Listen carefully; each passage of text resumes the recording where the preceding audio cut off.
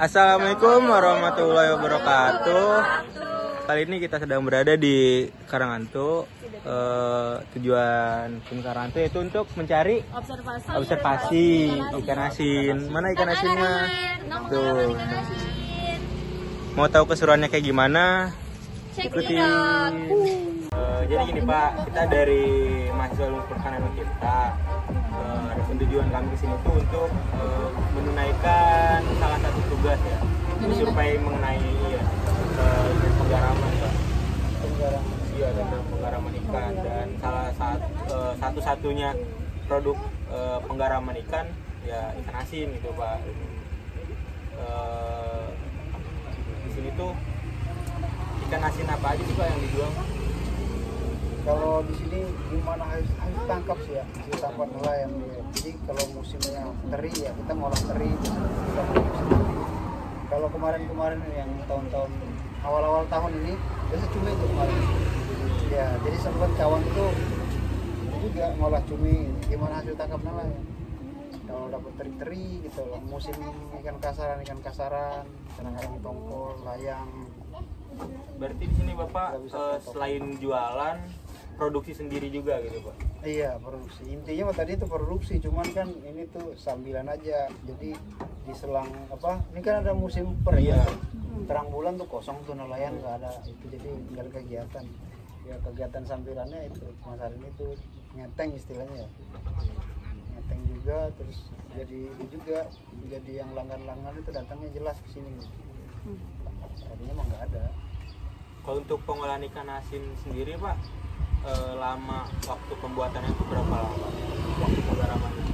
Gimana itu lagi, balik lagi ke mana ikannya, nggak semuanya harus rata semua. Kalau ikannya halus paling kurang setengah jam 15 menit diangkat jemur gitu. Kalau ikan kasaran kadang-kadang sampai 24 jam diinepin gitu.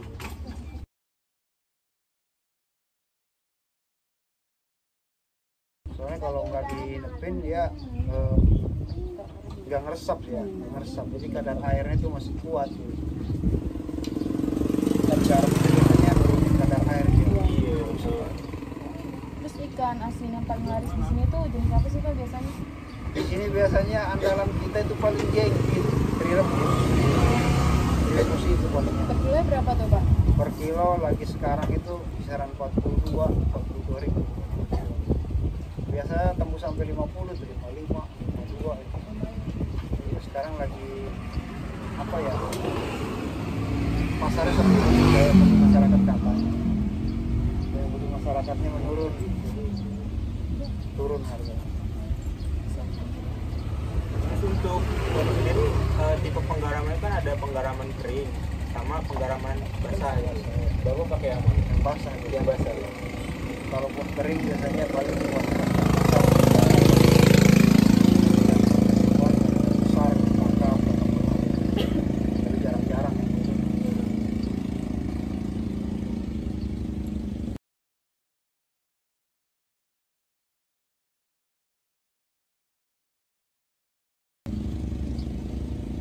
kalau misalkan dalam jangka waktu seminggu nih lagi banyak nelayan gitu, hasil tangkapannya itu bisa berapa kali produksi Pak?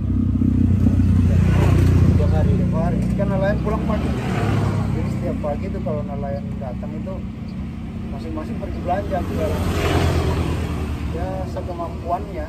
Ada yang sampai tontonan, ada yang kintal-kintal, sekelas saya mah kintal-kintalan, saya itunya aja. Tiap hari tuh kalau nelayan lagi hasil tiap hari. Tapi kadang-kadang lagi nggak bagus pasar, istirahat juga belanja. Stop dulu belanjanya. Belanja juga kan sama juragan nelayan itu di pelelangan. Bapak sebagai tengkulak juga di sini. Bukan. Kita mau pengolah toh. Pengolah. Iya, jadi kerjasama sama tengkulak itu, sama juragan nelayan itu. So, Bapak kan sekarang musimnya lagi nggak jelas ya Pak, kayak tiba-tiba paginya panas, siangnya hujan kayak gitu. Itu Bapak kalau lagi ngejemur ikannya gimana Pak? Ya itu serunya. Itu tantangannya justru iya, di ya situ Pak? yang namanya usaha ya, nggak apa aja pasti ada manis pahitnya ya. Itu kadang-kadang satu hari sampai 5 kali buka tutup ikan itu. Tar mendung tutup lagi, tar terang lagi buka lagi. Oh, Barusan selesai mendung lagi tutup lagi. Kucing-kucingan aja sama alam gitu. Iya. Jadi kalau lagi musim hujan ditutup semua gitu. Tutup semua. Biasanya ditutupnya pakai apa, Pak? Plastik lah, masa pakai kertas. Jadi kepikiran plastik. kayak pakai terpal Oh kayak enggak, tanam itu padi kan gitu. ya begitu modelnya ditumpuk di tengah gitu tuh. Baru ditutup kalau plastik. Setiap satu baris ditutup satu tumpukan, simpan di tengah. Berarti kalau lagi musim hujan kayak gini makin lama ya pakainya? Ya biaya operasional biasa besar. Biasa kita pakai orang kerja 2, tadinya kita kalau 2 hari bisa jadi 4 hari. Yang dikerjain itu aja. Jadi udah nggak ada untungnya, udah itu olahan operasional lama. Biasanya sih begitu kalau musim-musim sekarang. Musim-musim penghujan kan. Terus sehari itu biasanya habis berapa kilo Pak dari semua ikan asin yang terjual rata-rata? Nggak pasti sih ya. Nggak pasti. Korea nggak pasti. Kadang-kadang belum kering ikan udah ada yang punya, udah ada yang beli. Iya, kadang-kadang ikan sampai minggu-mingguan di kas storage di kamar dingin itu nggak pulang. Apalagi sekarang kayak macam sekarang ya. Bulan puasa itu identik ikan yang bagus, tawar, cumi gitu ya. Dan buah-buahan yang tawar. Ikan asin yang kuat itu kurang nanti setelah puasa biasanya baru biasanya begitu.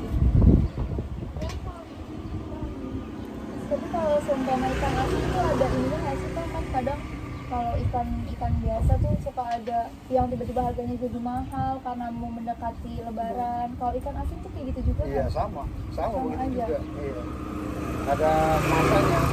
Biasanya kalau musim angin tuh, kan kalau daerah Jawa Barat ini ya musim angin itu di sini masih bisa operasional, tapi kalau di Jawa daerah Timur itu udah nggak bisa kerja ya, nggak ada operasi ke laut nelayan. Jadi di situ juga bisa ngangkat harga ikan biasanya. Kalau Jawa stop itu hasil ikan yang nggak masuk Jawa nggak sampai ke Jakarta gitu. Hasil Jawa Barat itu biasanya nelayan naik itu penghasilan. Tapi Jawa sini aja, Jawa daerah sini aja sama Lampung biasanya kalau macam Sumur, Panimbang itu kan cuacanya ekstrim kayak macam Jawa, pantai selatan itu ekstrim semua kan. Biasanya baru naik tuh, tapi ada juga musuhnya kalau lagi loyo-loyonya harga ikan itu. Jadi ikan naik, tapi harga pasar kurang biasanya kalau lagi musim buah biasanya. Musim jengkol biasanya tuh, musim petai biasanya tuh. Saing tuh, kalah tuh di pasar tuh, ikan asin saingan itu tuh, sama kulit tangkil biasanya tuh. Sama itu tradisi kita biasanya banyak itu. Ada muludan gitu. Ya sepi lagi tuh 1 bulan di muludan. Bulan mulut kan nggak serentak satu hari itu orang mulut tuh enggak kan ganti-gantian. Jadi ikan asin kurang lagi tuh, identik orang kan bandeng, telur, dan enak-enak ayam. Ada musim-musim yang berpuasa kurang. Ada juga tapi masa naiknya ada juga yang itu tadi kalau lagi cuaca ekstrim musim barat Jawa stop nggak keluar ikannya. Kita bisa naik kan, soalnya nggak ada pilihan orang. Kita punya barang, mereka nggak punya. Biasanya sih di situ. Kalau yang udah. Terus kayak untuk hamanya sendiri Pak, apa? Nah, biasanya sih itu biasanya belatung itu lalat hijau itu ya lalat hijau. Ya. Biasanya kalau cuacanya mendung ya. Paling itu aja sih kalau itunya mah. Terus ikan asinnya itu biasanya tahannya berapa lama Pak? Kalau untuk yang udah jadi gitu, pas mau dijual kan dia ada masa simpannya, biasanya itu berapa lama? Kalau di tempatnya bagus ya kayak freezer data storage ini bulan-bulanan itu. Kalau di luar ruangan istilahnya disimpan di geletak itu, yang penting jangan kena air, jangan kena matahari langsung. Biasanya tahannya sampai bulan. Kalau dia berubah biasanya dia garamnya, kadar keringnya makin tinggi kekeringan, terus kadar garamnya keluar biasanya itu berubah warna. Kalau garamnya kuat, kadar garamnya keluar. Kalau dia kurang garam biasanya berubah warna jadi kuning. Jadi kalau garam yang dipakai itu garam apa? Proses. Iya, proses kasar gitu ya. Kalau Bapak pernah nemuin ada yang jamuran gitu nggak? Terus cara nanganinnya Bapak tahu nggak pakai apa gitu? Kalau ikan asin jamuran begitu biasanya karena ada apa ya. Biasa kan dia jamuran begitu paling bisa biasa lagi tapi nggak tetap bisa dia bagus bisa dia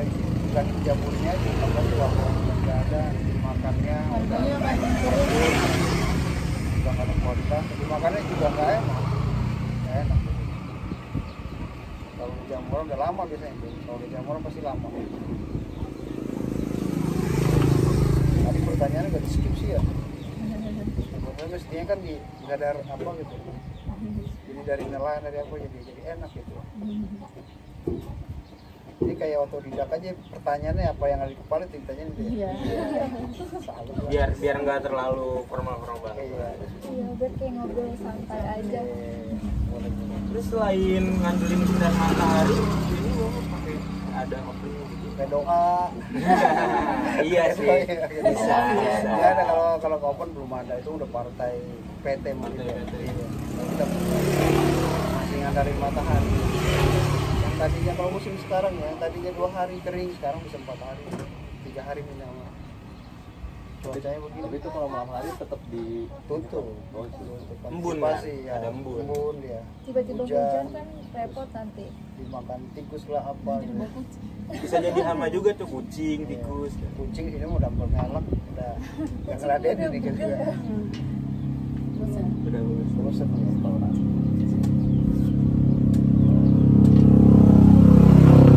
Tapi ini tempatnya tempat punya Bapak nih, tempat jualannya. Buat sementara hak pakai iya, tapi kalau lokasi punya perairan, punya dinas. Tapi berarti Bapak bayar sewa Dulu iya ada, kita punya persepakatan sewa gitu ya, pinjam pakai lahan tidur. Cuman disuruh berhenti sama orang dinas. Juga katanya harus dibayar. Soalnya banyak yang bukan itunya, bukan banyak pungli gitu banyak. Oh, iya. Bukan jatah dia yang nagihin, itu udah stop. Jadi dari tahun 2000 berapa ya, udah nggak bayar lagi. Malah disuruh dilaporin kalau ada yang aja. Total ada punya berapa anak? Nggak banyak, kalau saya mah paling 2, 3 persen. Standarnya dari 2. Tapi Bapak di sini cuma jual dong. Berarti rumahnya beda tempat dari ini ya. Ini cuma jualan doang di sini. Iya, sini tempat kantor lah, rumah di sana. Ini dari tahun berapa Pak? Di sini kalau ini apa ya, usahanya dari turun temurun ya, dari orang tua ya. Orang tuanya udah fisiknya udah apa gitu ya. Jadi ini terusin sama saya. Jadi juga Udah 30 tahunan lah. 30 tahun. Dari lama, dari zaman kali. Iya. Udah lahir kali ya. Gua kelahiran 39 nih. 4 ya, 45. Sekitar 38 tahun kalau bapak orang tua saya cerita itu 38 tahunan.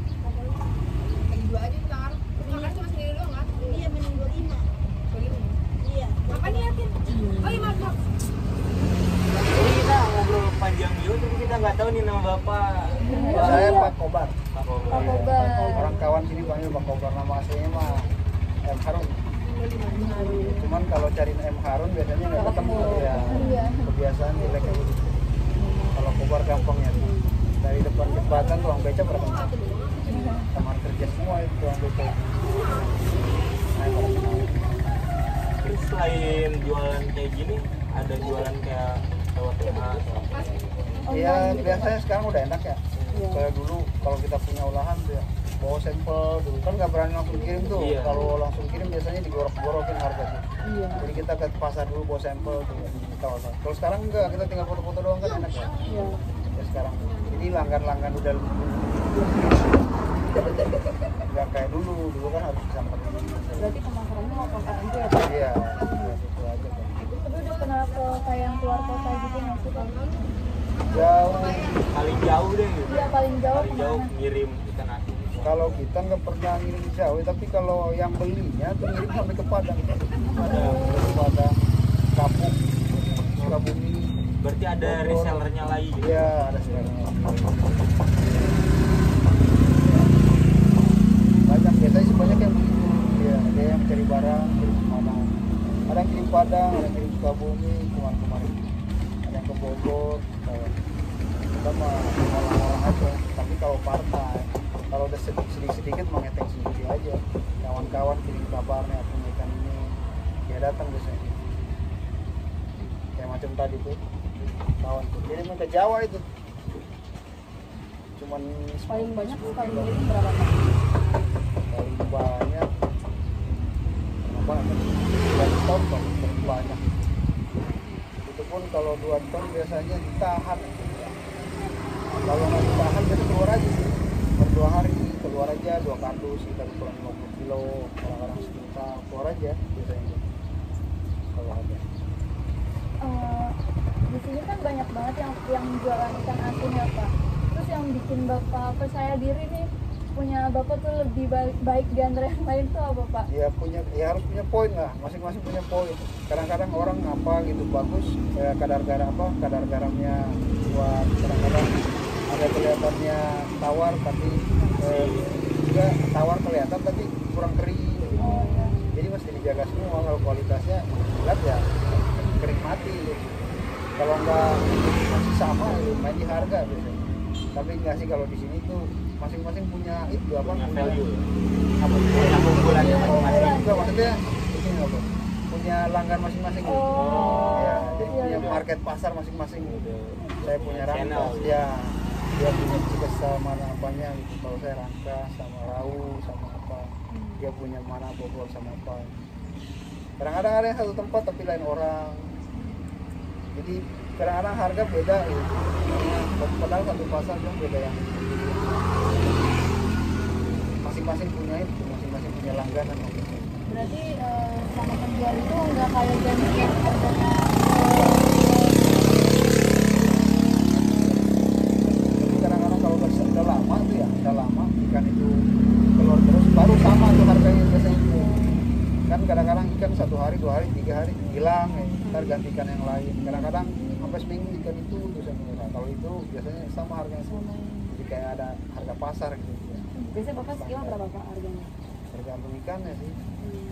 Kalau teri biasanya 42 lagi pasaran sekarang ini. 42.000 per kilo. yang paling murah apa Pak? Biasanya. Paling murah biasanya ikan ruca itu yang kayak macam tembang, teret, itu sekilonya 12.000. Kadang-kadang kalau lagi banyak 8.000. Petek juga ya Pak? Petek, Kalau menurut Bapak yang paling enak di sini apa Pak? apa itu ikan Ikan asinnya. selera sih kalau saya bilang. Kalau saya sendiri cuma. Lagi cuma. Kalau saya sendiri cuma selera tapi ikan asin. Ada juga yang nggak suka. Ada juga sukanya ikan pasaran. Berarti yang cumi ini paling besar nggak sih Pak? Iya. Itu sekitar Sekarang harganya sekitar 70-an kalau nggak salah. Bahasanya tuh bahannya tuh. Oh iya. Kalau sotongnya keringnya itu 110 harganya. Buat bulan puasa tuh lagi itu lagi bagus ya. Banyak penggemarnya. Boleh ya, cuma nggak nyampe seperempat. Iya. Banyak yang minat bulan puasa.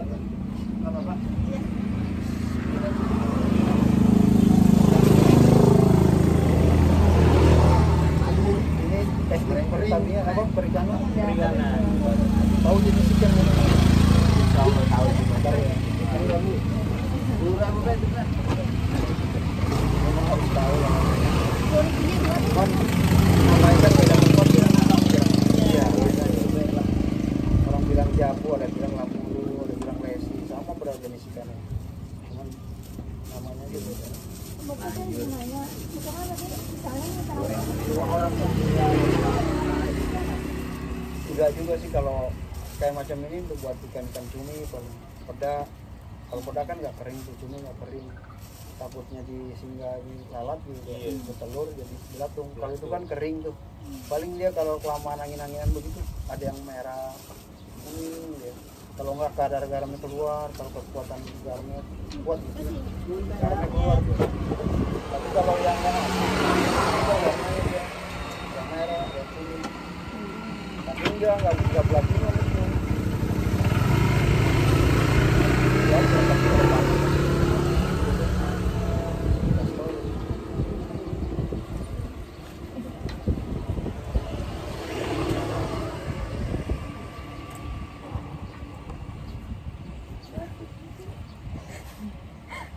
Walau ngeliat lokasi sendiri. Ya udah Pak. Aku mau nanya lagi. Oh, boleh. Bapak kan senang makan sendiri gitu ya? Oh enggak gitu. Oh enggak. Belanja. Misalnya Bapak belanja dari Malaysia. Tapi kalau Bapak kan langsung dibikin mungkin disimpan dulu di buat penyimpanan. ya, Oh, enggak. langsung pembuatan. Langsung. Itu kalau ikan datang biasanya lebih cepat lebih bagus. Soalnya kan kalau segi ikan segar ya, kalau tunda-tunda kan. Kalau dikit udah. ya, makin cepat makin bagus. Malah kadang-kadang kita kalau cuacanya kalau datangnya siang kadang-kadang nelayan. Kita bantu juga pakai es di sini ya, supaya dia tuh nggak cepat Melalui rantai dingin. Iya, gitu. Terus limbahnya itu biasanya dibuang kemana Pak? Sungai. Sungai. Iya, tapi kan limbah air ikan kan nggak itu. Aman sih buat tingkatin juga. Iya, bukan yang kayak sampah sama plastik. Oh enggak, kalau itu mah bisa dibakar. Air paling sisik, paling airnya yang apa kebalon di. Cuman kalau kena tangan gatal. Kena tangan gatal bentol gitu.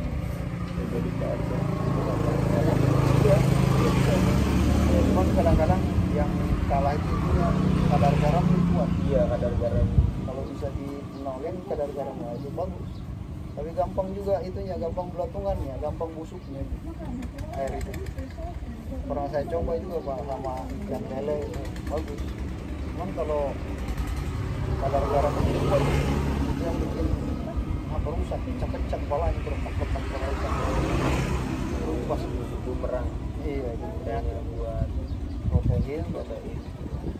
Pernah coba itu. Bapak, oh coba. Coba dulu nih. Bapak kalau ngambil garam-garam kayak gitu ngambil Kirim. dari mana?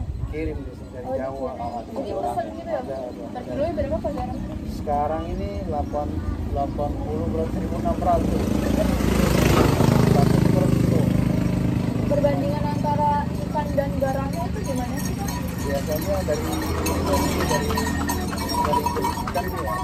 Kalau ikan kasaran yang biasanya kuat makan garam itu ikan kasar. Kalau ikan halus itu kan macam triter itu sebentar sih. Paling sebandingannya berapa ya? 4:3. Nyampe 4:1. Tapi itu berarti pakai perasaan aja Feeling ya? aja, iya. Pakai feeling gitu ya? Jadi kadang-kadang kalau airnya banyak berubah lagi, airnya sedikit berubah lagi. Ya, kalau kadang-kadang kalau ikan kasaran kan airnya sedikit tuh. Kalau ikan halus biasa teri-teri itu airnya banyak. Berubah juga itu kadang-kadang. Ya, feeling memang. Mau nanya, ini jenis-jenis ikan yang dijualnya apa? Biasanya sih identik ya, ikan teri, lembang, selar. Jadi itu tadi gimana hasil tangkap nelayan sih masalahnya. Kadang-kadang ikan bagus, kita olah. Kayak layang, tongkol, ikan bagus. Jadi kita olah nelayan dapat duit. Terus bisa kali-kalinya bisa itu. Kamu pernah nggak hasilin ikan bandeng? Bandeng biasanya ikan bandeng kalahan biasanya. Maksudnya kalahan itu bahan lemparan dari pasar. Yang udah nggak laku sebenarnya. Ya udah bongkar, Oh iya iya. udah busuk juga. Pernah makan nggak Pak? Kalau makan itu udah ngerjain pernah. Jadi belum tahu rasanya apa. Iya, soalnya dari ngolah aja udah nggak enak gitu Oh. makannya. Tapi ada sih partainya begitu, ada yang suka-suka. Ya seorang kebun, orang-orang kebun sawit murah banyak. Kelasnya begitu, murah banyak. Ya, banyak bisa dipakai beberapa hari. Ada juga partai-partai kelasnya di pasar. Pertanyaan bersyukur atau masih ada? Oke, jadi seperti itu ya keseruan dari kelompok kami tentang penggaraman. Ya. Dadah.